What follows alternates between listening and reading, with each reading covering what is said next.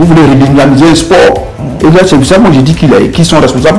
Vous voulez redynamiser le sport et tout de suite quand vous venez, la première des choses, c'est d'augmenter les licences de 1000 francs à 10 000, multiplié par 10. Je le dis et je le répète, l'avènement de Yacine Idriss Diallo, moi chez moi, pour le moment, s'il y a un point noir, c'est au niveau du football local.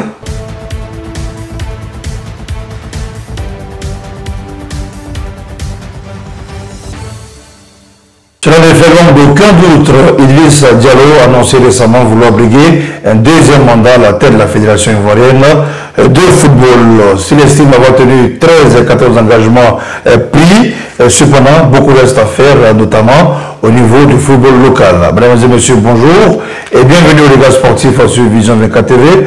Aujourd'hui, nous parlerons des enjeux de la candidature d'Idriss Diallo.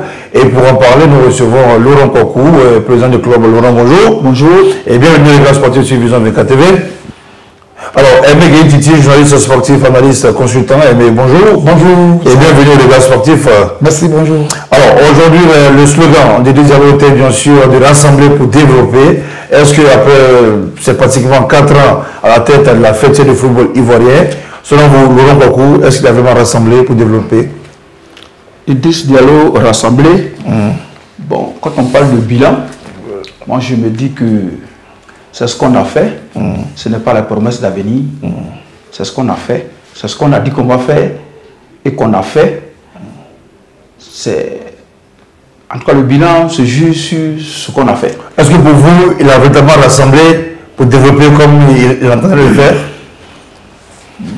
Rassembler. Parce qu'on rappelle qu'à l'époque, il y avait une fissure du football ivoirien, il y avait un GIS et puis un pro comité exécutif. À la suite, il y avait le CONOR. Après le départ du CONOR, arrivé le comité exécutif d'Idriss Diallo. Est-ce que pour vous, il a rassemblé le football ivoirien? Rassembler le football ivoirien, je ne pense pas. Parce qu'il existe toujours des fissures. Quand on arrive et qu'on veut rassembler, on n'augmente pas les licences qui passent de 1000 francs à 10 000. Quand on arrive qu'on veut rassembler, on n'augmente pas les engagements qui passent de 50 000 francs à 100 000 francs pour les clubs de football amateur. Et là, plusieurs présidents du football amateur grognent. Aussi, quand on veut rassembler,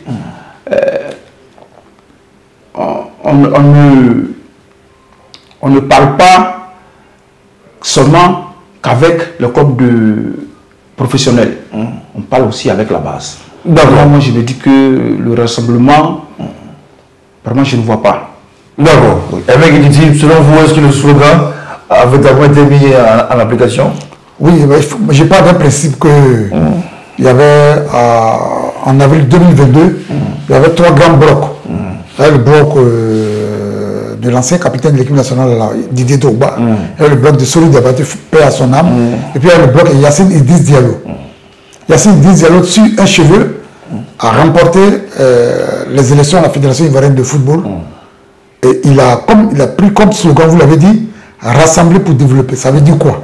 Rassembler pour développer, faire en sorte qu'il rassemble le maximum des dirigeants de football autour de lui pour pouvoir mettre sa politique en place. Faire en sorte qu'il y ait moins de grogne. Parce que si on dit qu'il n'y a pas de grogne, c'est qu'il n'y a pas de société. Dans toute société humaine, il y a toujours des graissements dedans, il y a toujours des grognes. Et sur ces 2 points, il a réussi à faire venir autour de lui certains cadres et certains dirigeants de club qui étaient très proches de Solou Diabaté, paix à son âme. À savoir le président de Défi, Hervé Siaba. Au départ, avec un des très proches de Didier Drogba, le président de Chandrak FC, M. Kofi Jean-Jacques, qui avait démissionné. Après, il a démissionné, mais dans le temps, il est venu. Donc, il a essayé d'attirer vers lui certains dirigeants qui étaient donc dans les autres blocs. Et puis, sur le terrain, qu'est-ce qu'on constate? Il faut le dire tout de suite.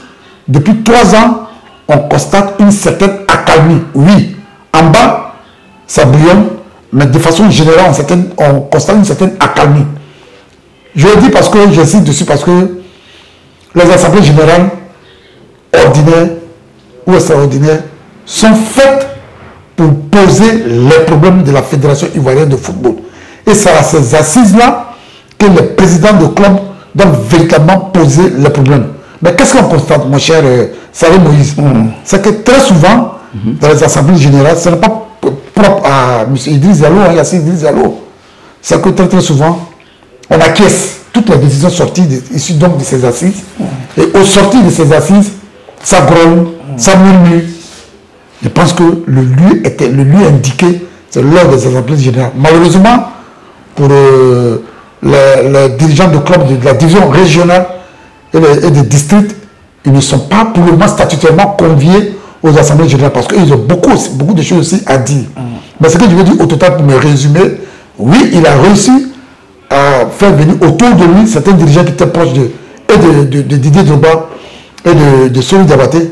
Et puis surtout, depuis l'avènement de Yassine Idriss Diallo, il y a une certaine accalmie au niveau du football ivoirien. Alors, même si ces derniers temps, il y a eu un groupe qui a été créé, mais ça on en parlera. D'accord. Alors aujourd'hui, la tradition a tout trouvé pour parler de ce groupe-là. Il y a également la suite de réflexion plus future du football ivoirien qui est né. Et cela dénote qu'il y a beaucoup à faire. Il y a des choses à reprocher au football ivoirien, pas typiquement au commerce actuel, mais au football ivoirien, qu'il faille régler selon vous. Alors, voilà les gars là-dessus, sur la suite de réflexion. Bon, la cellule de réflexion est bienvenue parce que moi je me dis qu'il y a beaucoup à faire. Quand on parle de 14 engagements, que tout a été fait et qu'il reste seulement un engagement, je reste perplexe parce que pour moi, Idriss est arrivé, il n'a rien fait de nouveau. Il n'a vraiment rien fait de nouveau parce que tout est à refaire au niveau de notre football, surtout la base. Voyez-vous que quand Idriss est arrivé, il a promis faire rouler la balle au niveau de la jeunesse, dans les centres de formation. Mais depuis 3 ans et demi qu'il est là, la balle n'a pas encore roulé dans les centres de formation. En tout cas, pour les centres de formation qui n'ont pas le droit de vote, pour les clubs qui n'ont pas le droit de vote, il n'a fait rouler la balle que pour les jeunes qui sont dans les clubs qui ont le droit de vote. C'est 1% des enfants ont joué sous Idriss Diallo. Ça, c'est un désastre. 1%. Parce que 99% des enfants n'ont pas joué. Et aujourd'hui, il dit qu'il va faire ceci, il va faire cela. Mais moi, je me dis, mais comme je le disais tout à l'heure, un bilan, ce n'est pas une promesse d'avenir. Un bilan, c'est ce qu'on a dit et c'est ce qu'on va faire. Et c'est ce qu'on a fait. C'est ce qu'on a fait. On te juge sur ça. Mais quand tu dis, oui, je vais faire ceci, je vais faire cela, c'est des promesses d'avenir. Pour moi, le bilan, ce n'est pas loin d'être catastrophique. D'accord. Alors, avec Titi, aujourd'hui, on remarque que véritablement le championnat qui se déroule dans les gardiens complètement vides. On joue dans les gardiens souvent classés. Par moment, on a l'impression que c'est mettre à huis clos. Alors, avec Titi, on regarde là-dessus déjà. Non, je pense qu'il faut faire la part. Parce que, justement, le président a dit que ce n'est pas son rôle de faire venir justement. C'est pour ça que je dis qu'il faut savoir faire la part des choses. Le président Idriss Diallo, à son avènement, il avait pris, vous l'avez dit tout à l'heure, il avait pris 14 engagements, n'est-ce pas? Et sur les 14 engagements, selon l'équipe, il a respecté 13. Et moi, en tant qu'observateur, je constate sur le terrain que, à part, en dehors du football local qui est un véritable tendon d'Achille, tous les autres engagements ont été respectés. Vous, tout à l'heure, vous parlez du désert qui règne dans les matchs, dans les rencontres de football lors des championnats. Mais il faut qu'on le dise, on va le redire encore. Le rôle de la Fédération ivoirienne de football est d'organiser les compétitions qui sont dans sa compétence. Notamment la Ligue 1, la Ligue 2, la Division 3, les districts, les divisions régionales. Et puis, in fine, les compétitions des jeunes. Le ballon roule. Effectivement, le ballon roule. Mais quand à faire venir le public ou les spectateurs dans les grandes, ce n'est pas le rôle de la fédération. C'est d'abord le rôle des équipes qui sont des entités privées. Ce sont les équipes qui sont habilitées à mettre une politique en place pour faire venir leurs supporters, venir donc soutenir leurs équipes quand ces équipes-là jouent. J'ai fini, quand ces équipes-là jouent. Mais la fédération a le rôle de faire en sorte de mettre un carnaval, une grande politique pour attirer donc ces publics. C'est une nuance, c'est une véritable nuance. Ouais. Je le redis. Le premier rôle d'une équipe de football, c'est d'organiser ses supporters et de venir soutenir son équipe. Ce n'est pas le rôle de la fédération. D'accord. Alors, la fédération doit faire en sorte de faciliter. Ok, Laurent, moi je me dis que ça dépend des fédérations. Nous sommes une jeune fédération, une fédération qui a tout à refaire. Aujourd'hui, quand tu prends les clubs en Europe, ils ont une tradition, il y a de vieux clubs, ils ont des organisations qui sont en place. Et quand tu prends nous, notre fédération, le premier responsable qui doit faire venir le public au stade, c'est l'affiche. Non. C'est l'affiche, pourquoi? Parce que tu ne peux pas organiser un spectacle et puis te dédouaner. Face à la caméra. C'est te dédouaner. La rhétorique pour les membres de la FIFA, c'est que nous ne sommes pas responsables, c'est le club. Mais attends, vous êtes l'organisateur principal. Et s'il y a échec, vous avez une part de responsabilité et la plus grande part. Et donc, je m'avais dit, qu'est-ce que la fédération doit faire pour que le public arrive? Qu'est-ce que la fédération doit faire pour que le public arrive? Quelle est sa part? Et la plus grosse part, quelle est la part de la fédération? La fédération, d'abord, doit s'occuper de la base. Parce que le spectateur se déplace parce qu'il a son intérêt. Le spectateur se déplace parce qu'il a son intérêt. Et l'intérêt du spectateur, sur un terrain de football, c'est le spectacle. Donc, s'il n'y a pas de spectacle, il va venir faire quoi? Aujourd'hui, le dimanche, tu es dans ton fauteuil, tu as toutes les chaînes du monde. Bon, je ne vais pas citer des championnats ici.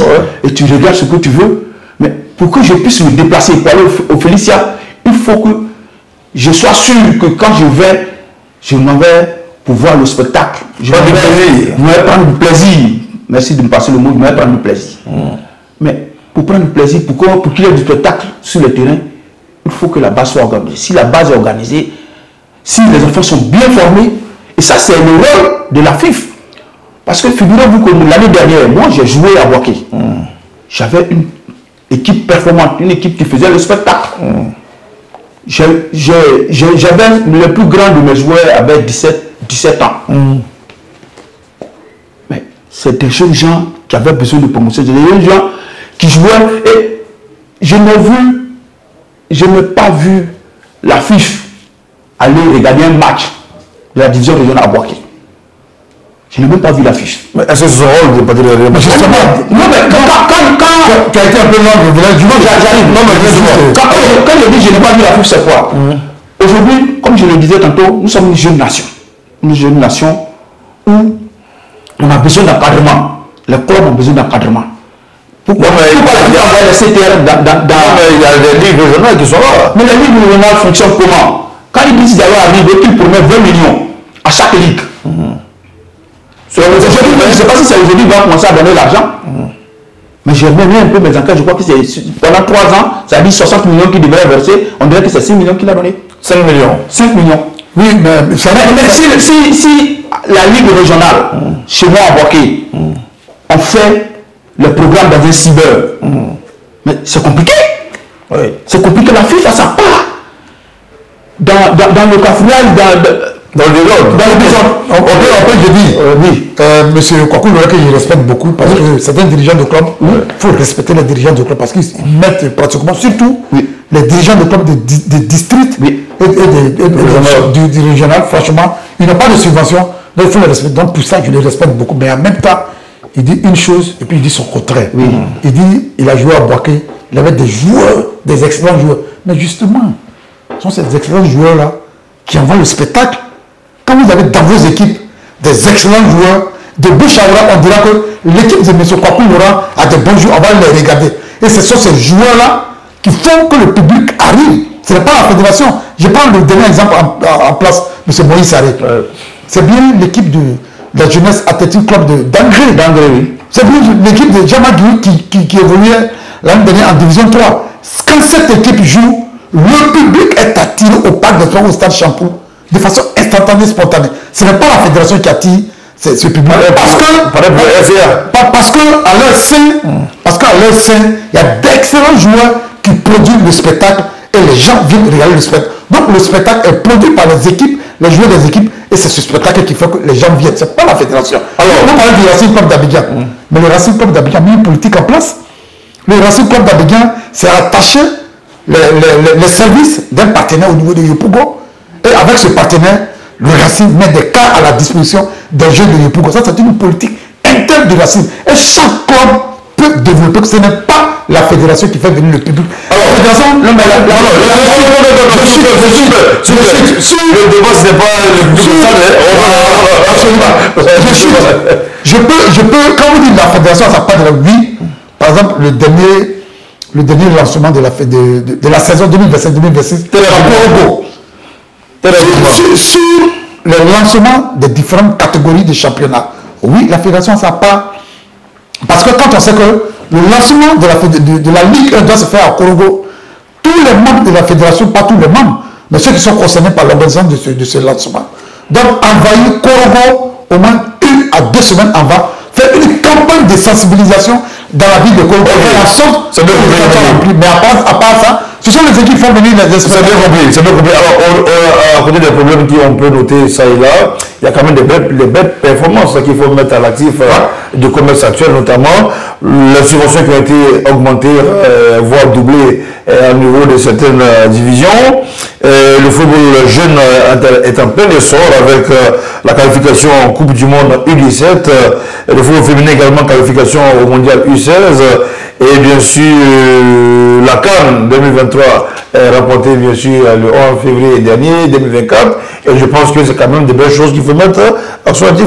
Justement, vous parlez de l'augmentation de la subvention, mais c'est ça que la FIFA appelle professionnaliser les clubs. Mais c'est les clubs de première, deuxième, troisième division seulement qui ont le soutien de la FIFA. Donc moi je ne vois pas où est-ce que la FIFA a fait quelque chose de nouveau. A fait quelque chose de nouveau. Mais quand on parle de professionnaliser les clubs, mais on va jusqu'à la base. On va jusqu'à la base. On soutient tous les clubs jusqu'à la base. Nous, comme il le disait tantôt, nous jouons avec plein de soucis. Et quand la fédération, cette nouvelle fédération arrive, la première des choses, c'est augmenter la licence, qui était de 1000 francs. Vous voulez redynamiser le sport, et là, c'est ça, moi j'ai dit qu'ils sont responsables.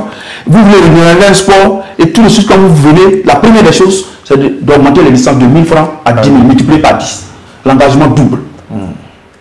Avec les visites médicales et autres, on se retrouve à 1,1 million pour pouvoir participer à un tournoi qui ne dure que 2 mois. Qui ne dure que 2 mois. Parce au niveau de la qualification et engagement. Oui, qualification et engagement, 1,1 million. Auparavant, nous payons la licence à 1000 francs. Ça, pour 30 joueurs, tu payais 30 000. Maintenant, pour 30 joueurs, vous payez 300 000 francs. Mais ce n'est pas fait pour encourager, ce n'est pas fait pour redynamiser notre sport. Alors aujourd'hui, le football féminin, ça se passe très bien.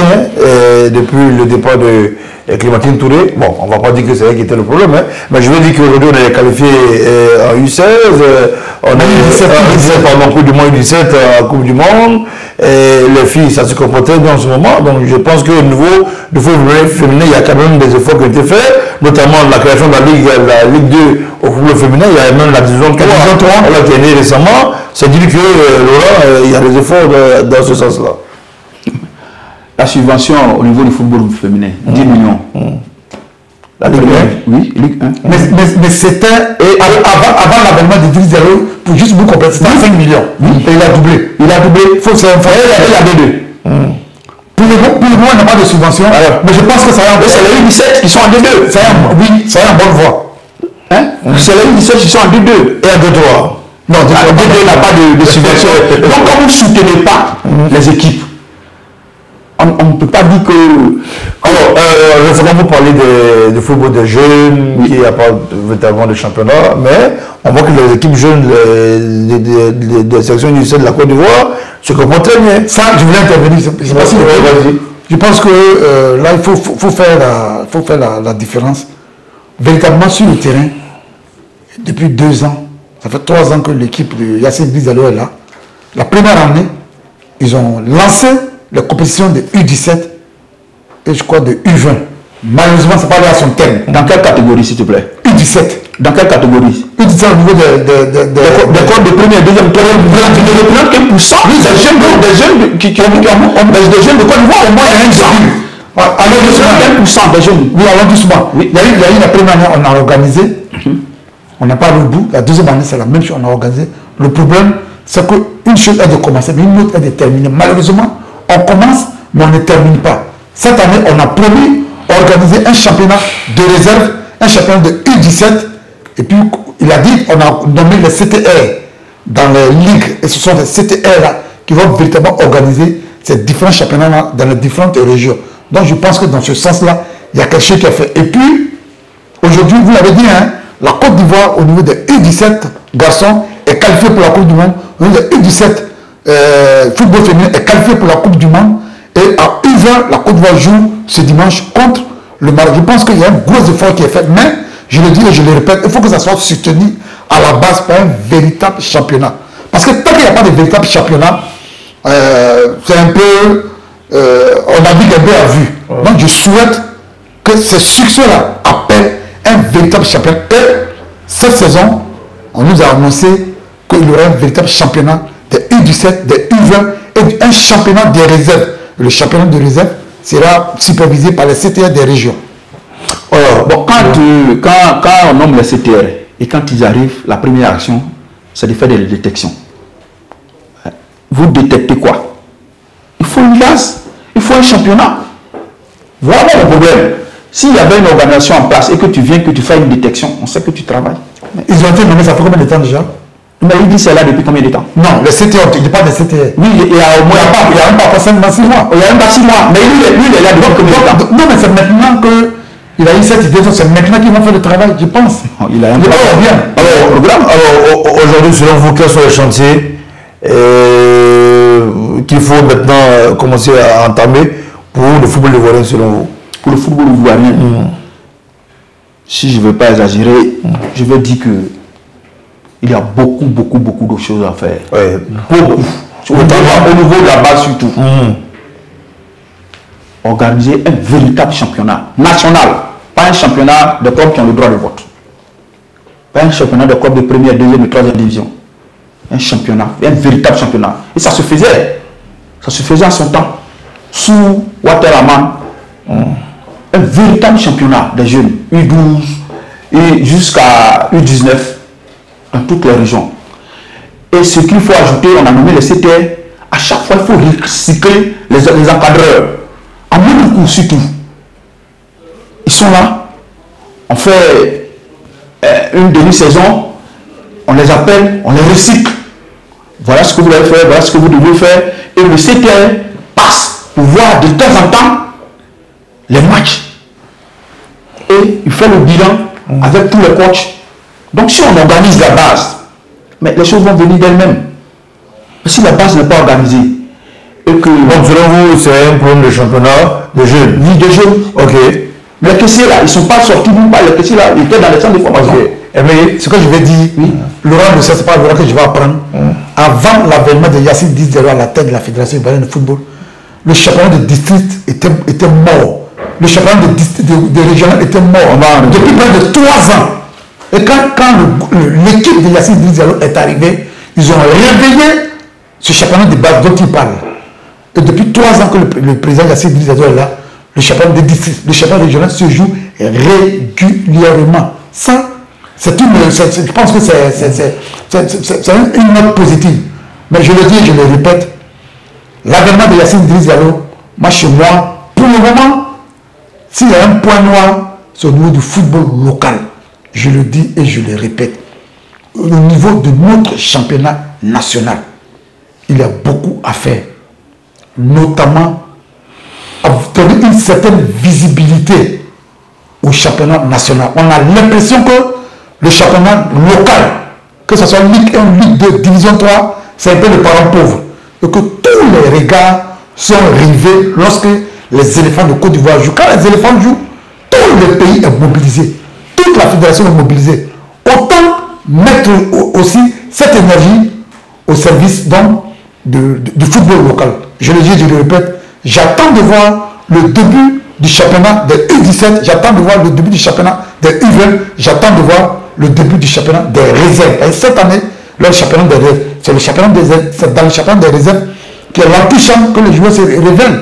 Donc je souhaite tout simplement que ces 3 championnats soient redynamisés et qu'on sente véritablement une visibilité au niveau du football local. Alors, le championnat des jeunes ne commence pas par les U17.